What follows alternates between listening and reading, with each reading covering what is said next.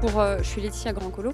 Pour prolonger le propos de Marilyn, tu disais que le patient a le droit d'accepter ou a le droit de refuser un soin et peut-être plus largement une prise en charge, le passage, l'ouverture de la porte pour l'arrivée des repas, le passage de l'aide-soignante. Il a le droit d'accepter, il a le droit de refuser, après que le médecin le lui ait expliqué et se soit assuré de la compréhension par le patient. La difficulté, c'est que la compréhension, elle peut être altérée, notamment dans le cas des troubles cognitifs. C'était l'objectif là de ces quelques diapos qui vont suivre sur les démences, c'est de dresser un des décors potentiels au refus de soins, mais comme tu le disais, il n'y a pas que la personne démente qui peut refuser les soins. Tout un chacun, y compris après avoir bien compris la situation, a le droit de refuser. L'idée de cette petite présentation sur les démences, voilà, c'est de brosser un des décors et sans être exhaustif, c'est d'être rapide, de faire un résumé. Les médecins ici présents reconnaîtront les grandes lignes, mais évidemment, on n'a pas été dans le détail. C'était le but.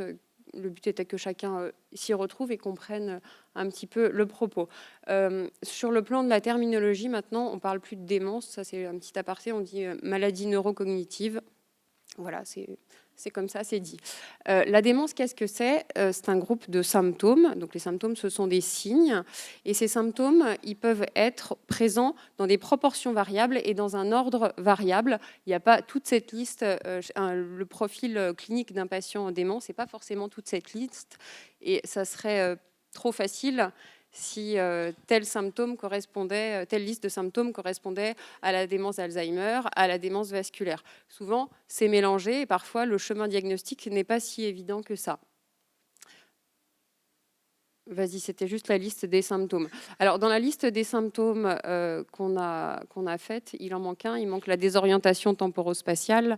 Le patient, s'il se croit en 1948, il est désorienté dans le temps. Si il se perd dans son quartier, il est désorienté dans l'espace. C'est ça, la désorientation temporospatiale.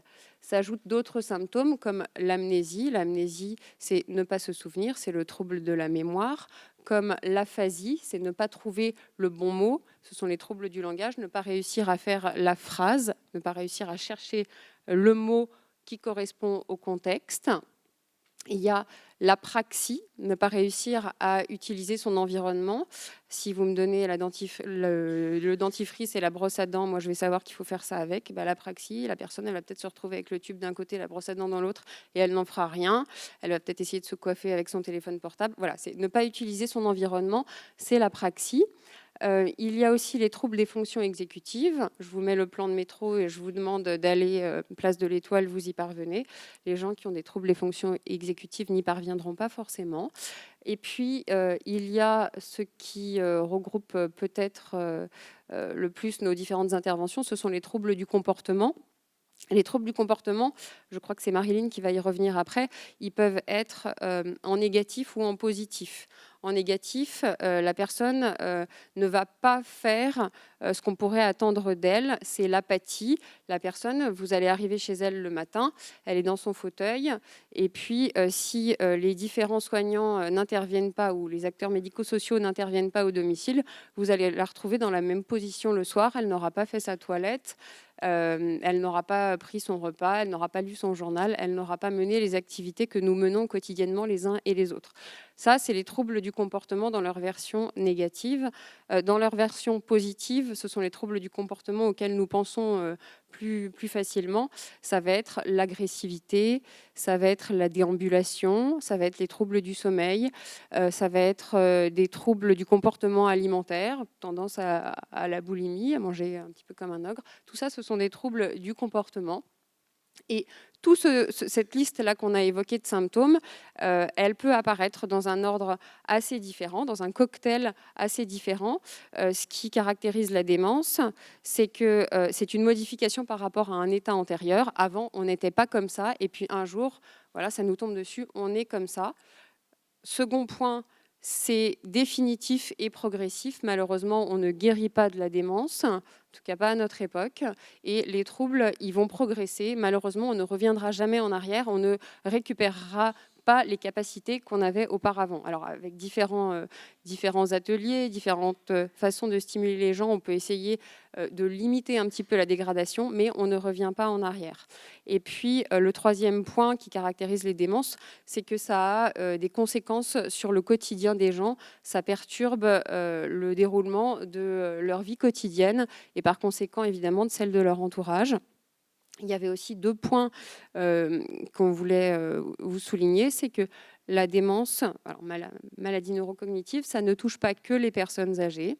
Alors, c'est évidemment beaucoup plus fréquent chez les personnes âgées, mais ça peut aussi toucher des personnes plus jeunes. Il y a des gens qui ont des maladies d'Alzheimer à un âge de 50 ans, dans des formes plus, en général, sont plutôt des formes familiales. Mais en tout cas, voilà, la démence, ça n'est pas forcément la personne âgée. Et second point, la démence n'est pas une fatalité chez la personne âgée. C'est pas parce qu'on vieillit qu'on va tous être déments. Ça n'est pas un vieillissement physiologique. Les gens qui nous disent, vous savez, c'est normal, elle a la démence sénile, maman, c'est normal qu'elle ne me reconnaisse pas, elle a 90 ans. Non, moi je peux vous présenter des gens qui ont 90 ans et qui reconnaissent leur entourage, qui n'ont pas de troubles cognitifs. Donc l'âge qui avance ne suffit pas à dire qu'il y a un risque de démence. Voilà. Diapo suivante. Alors, les démences, on peut les classifier en 2 catégories, les classer en 2 catégories. C'est d'une part les démences dégénératives. En résumé, c'est en quelque sorte l'usure des neurones sans qu'on connaisse vraiment les mécanismes. Alors, il est bien évident qu'il y a beaucoup de recherches scientifiques, on connaît quelques mécanismes. La maladie d'Alzheimer est peut-être la plus connue, avec à l'échelle cellulaire, on connaît bien les éléments qui la caractérisent, mais pour autant, ce sont des maladies dont on ne connaît pas bien les mécanismes d'apparition, et c'est peut-être aussi pour ça qu'on ne connaît pas bien les traitements à ce jour. Celle que vous connaissez principalement, c'est la maladie d'Alzheimer.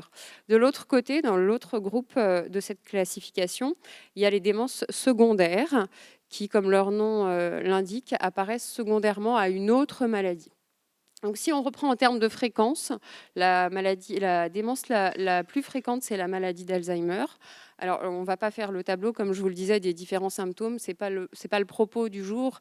L'idée, c'était de faire un bref rappel pour dire qu'un des contextes du refus de soins, c'est la démence. Mais très rapidement, un petit résumé, la maladie d'Alzheimer, ça va être plus des troubles de la mémoire.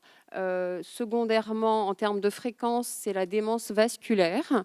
La démence vasculaire, ce sont des troubles cognitifs qui apparaissent après des accidents vasculaires cérébraux. Alors, ce n'est pas forcément flagrant.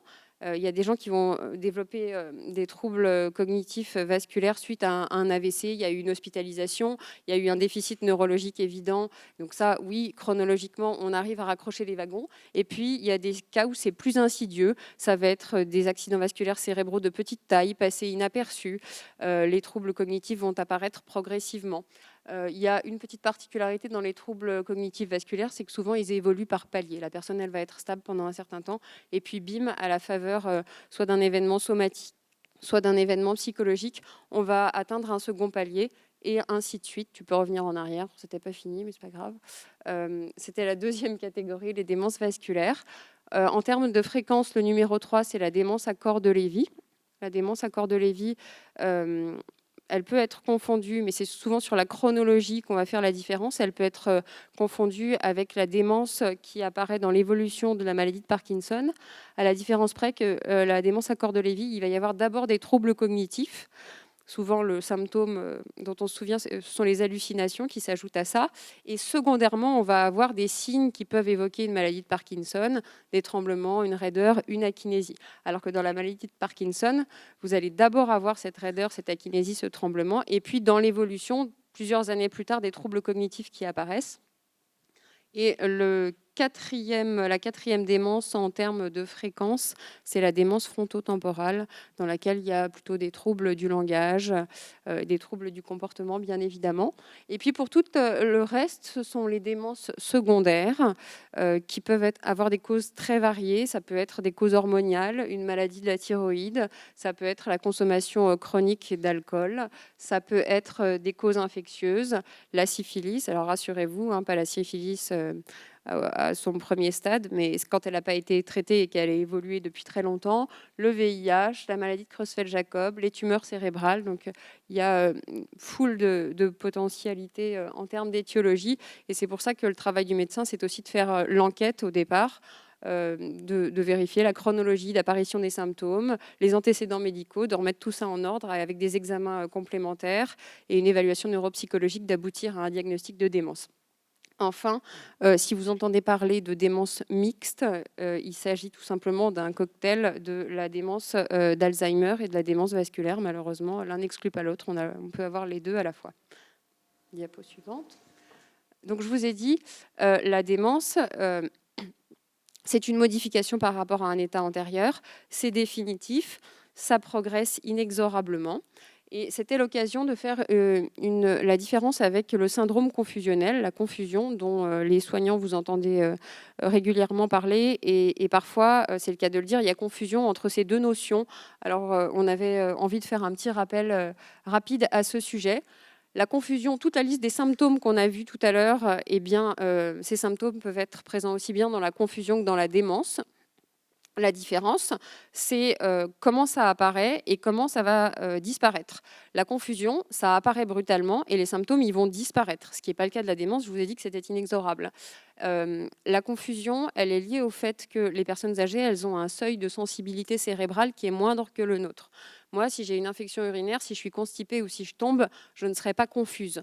Les personnes âgées le seront parce que leur cerveau, elle a, c'est la diapo suivante, leur cerveau, elle a une sensibilité accrue et que dans ces petits exemples que je viens de vous citer, ça peut être aussi un contexte psychologique, familial, un déménagement, un deuil.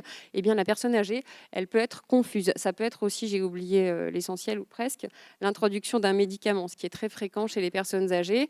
Et parfois, ça peut même être un cercle vicieux, parce que s'il est constipé et qu'il est confus, oh, écoute, il est pénible aujourd'hui, il est agité, tiens, mets-lui un peu de Xanax. Et en fait, on va rajouter un médicament, on va probablement aggraver la situation. Voilà. Et en supprimant ce facteur déclenchant, on supprime le syndrome confusionnel, à quelques exceptions près. Mais voilà, globalement, le syndrome confusionnel, il faut retenir que ça apparaît brutalement et que ça va disparaître quand on aura traité sa cause, alors que la démence, c'est permanent.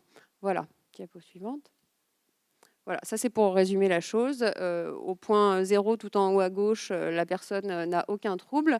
La ligne bleue de la démence, c'est définitif, ça s'aggrave. La courbe rouge, les symptômes s'aggravent parce qu'il y a un facteur déclenchant. On traite le facteur déclenchant et on récupère son état antérieur. Diapo suivante. Voilà, alors la prise en charge thérapeutique, elle est bien rarement médicamenteuse et je crois qu'on ne peut pas la retenir. En tout cas, c'est certainement pas le thème d'aujourd'hui. Les médicaments, ils servent de façon sporadique et temporaire, parfois à nous aider à maîtriser certains symptômes. Et surtout quand il y a un inconfort pour le patient, ce n'est pas notre inconfort qu'il faut traiter par le médicament. Ce n'est pas parce que la personne est agitée et qu'elle nous met en difficulté qu'il faut trouver une solution dans le médicament. La solution, elle est surtout en général comportementale, en tout cas humaine. Ça va être toute la prise en charge autour de la personne, la prise en charge humaine, orthophonique, kinésithérapie, psychologue, tous les intervenants humains qui vont pouvoir soutenir la personne et son entourage au quotidien. Voilà, donc ça c'était plutôt théorique, c'était pas la prise en charge du refus de soins, mais c'était un des décors potentiels. Voilà.